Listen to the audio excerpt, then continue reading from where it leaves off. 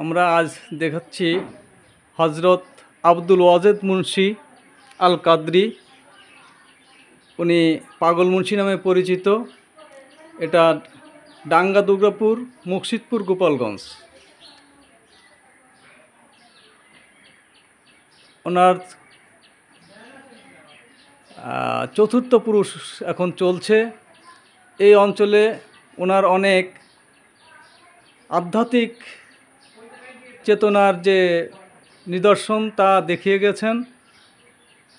এখনও এই অঞ্চলের মানুষ বা এই এলাকার অনেক লোক, তার ভক্তবৃন্দ অত্যন্ত শ্রদ্ধার সাথে এখানে প্রতি বছর ফাল্গুন মাসে ওরস পালন করে থাকে।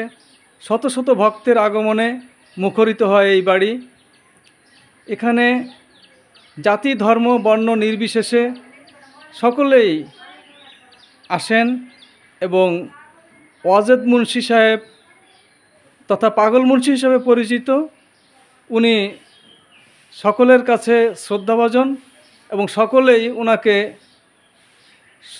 শ্রদ্ধার সঙ্গে স্মরণ করে এবং মানুষের অনেক মনস্কামনা পূরণের জন্য এখানে আসেন এবং তার ওসিলায় পরম স্রষ্টা তাদের মনস্কামনা পূরণ করে থাকেন।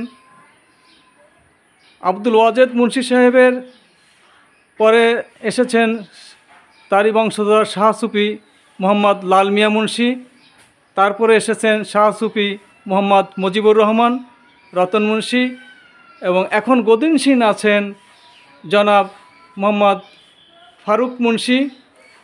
ইনি এখন এই দরবার শরীফের গদিনশীর পীর। যা ওয়াজেদ আলী পাগল মুন্সির ওসিলায় অনেক ভক্তবৃন্দ, অনেক আশা পূরণ হয়েছে। এখানে তার ওরস মোবারকে সকলেই খুবই জাঁকজমক এবং ধর্মীয় ভাবগম্ভীরতার ভিতর দিয়ে পালন করে থাকেন।